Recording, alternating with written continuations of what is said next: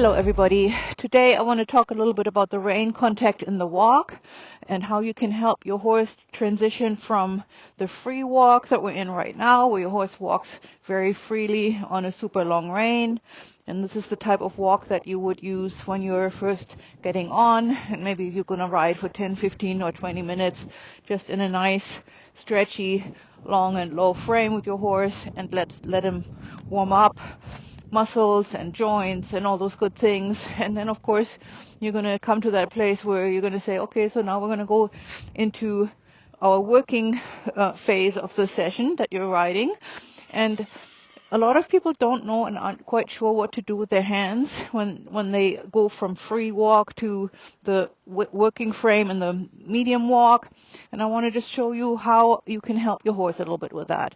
And so first you have to understand that the horse's head is connected to the neck vertebrae via two different joints. One joint that is allowing the horse to move the head forward and back, like in a nodding kind of movement, and I call that joint the yes joint, because it's like nodding, yes, yes, yes. Hey, Cooley. And then the other joint is the no joint, where the horse's head goes back and forth left to right. And it basically, allows the horse just that mobility, going left, right, and turning and bending and flexing when we're riding. And that joint I call the no joint, right? So when you know those things, when you make yourself aware of the fact that the horse needs to be mobile, warmed up, and sort of lubricated in both of those joint areas, then you can match what you're doing with your hands and with your reins to that need that the horse has to move freely and comfortably, right? So let's just say right now in the free walk, he's going head forward, backward, a little bit sideways sometimes. And now I'm coming into the game, and I'm right now, as you can see, my hands are going backward and forward. I'm matching what the need of his yes joint would be. So he can move forward and backward with his head as I'm following that movement. And I'm exaggerating that movement with my hands a little bit so that you can see what I'm talking about. So this is giving and taking with both hands at the same time in order to accommodate the horse's head motion. And of course that translates to the movement that goes through the whole body of our horses, right? So slowly but gradually I'm going to sneak up and caterpillar up a little bit on the reins, and you can see how I'm doing that very, very gradually. And I'm still barely touching his mouth. And now in most cases, is you see with him too, comes that point where the horse's head goes up into the air a little bit, and people are like, oh, what am I going to do now? Either, pull the horse's head down, which is not the answer, or, keeping your hands artificially quiet and letting the horse kind of figure it out on their own. But none of those two options are really conducive for the horse to stay relaxed and rhythmic within their body and within the motion process, right?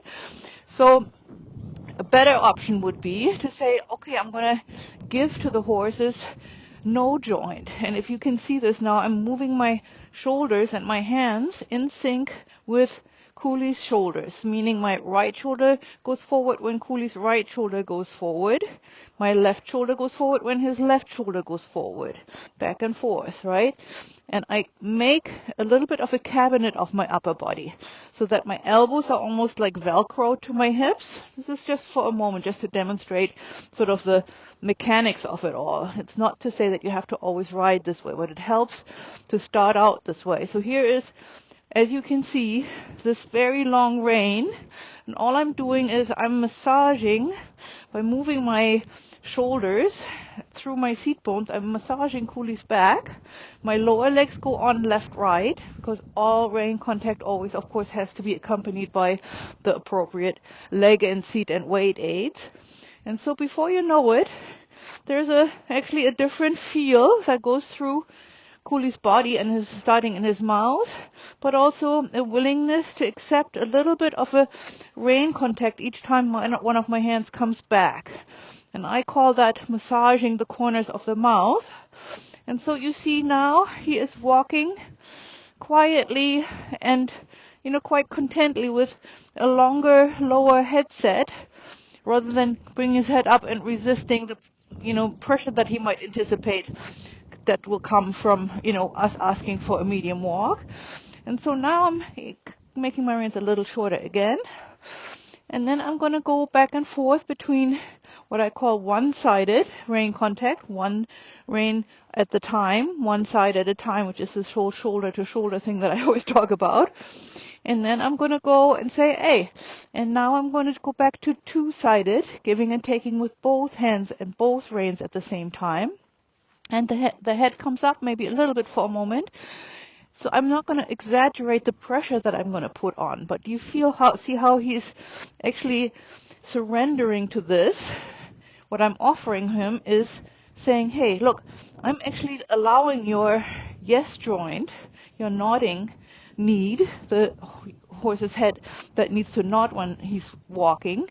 I allow this need to be fulfilled by following with my hands, right now very minimally, but nevertheless, I give and take with both hands, and this is the correct way, ultimately, to ride in the medium walk. So the head comes up again.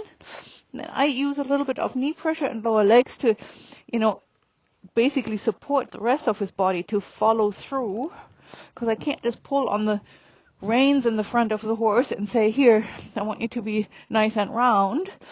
What really matters is that the horse is invited by my lower leg to use his hind legs, step a little bit farther underneath himself. That will bring his back into motion. Back swings a little bit more up and down in the walk. And when that happens, naturally, the neck will want to come and drop forward, downward a little bit. And it's not a perfect working frame that I'm showing you here right now. This is just the beginning of it. And then if it kind of falls apart, you go back to shoulder again a little bit like this. And there's your a little bit more accepting lower neck again. And from there, you can always later on engage and energize your horse and bring the pole back up to, the level that you want to ride it, that your horse can tolerate that being ridden in. And then you're going to go back and say, here's my giving and taking with both hands. Back and forth with the hands. Sometimes it's a little hard to know. Some horses hold their heads very quietly, and you don't know when to give and when to take. So one of you has to be first, I always say, to invite the synchronicity of the movement that you're both, creating together. So what I say is, if you don't feel your horse's head, and sometimes, through conditioning or tension or whatever, your horse might be distracted, you can't feel when the horse's mouth comes back and when you should bring your hands back in sync with that. So then you go into a different little thinking mode, and you say, okay, every time my belly button comes forward, both of my hands need to come back. And that's all. That's all you need to do. And you just have to experiment a little bit with that as you're riding with, and Cooley does that too. Every once in a while, his head comes back up again.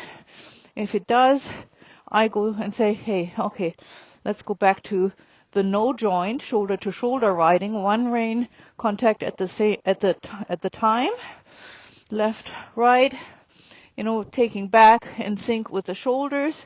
And every time I take back on one side of his mouth, his neck and the joints that connect his head to his neck are gently massaged again, but always in connection with my lower leg, of course, so you always have to think every time my, let's say, left hand and left shoulder come back, my left leg has to come on.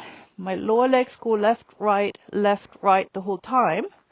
And in sync with that, you're going to move your hands as if your whole left side says, now, right? And then you have a little bit more of an agreeable movement process again in the walk. Then you go back to giving and taking with both hands. And that's a really nice starting point. In the corners, of course, if you ride corners, you give a little bit more with the outside rein, take with the inside. But this is sort of the beginning of, understanding and following the horse's motion before you can attempt to influence him any further. And, it's a practice. It's something that you can work on little by little in the beginning of each session. You can do it at the end. And, just don't be afraid that you're going to make mistakes. We're all doing that all the time. I'm not excluding myself, but, sooner or later you will find the right dosage and the right, measure of pressure. And it's never a lot of pressure. It's just a kind of a massaging of the corners of the mouth. And so much for that today. Hope this was helpful to you, and thanks for watching, and happy riding. Good boy, Cooley.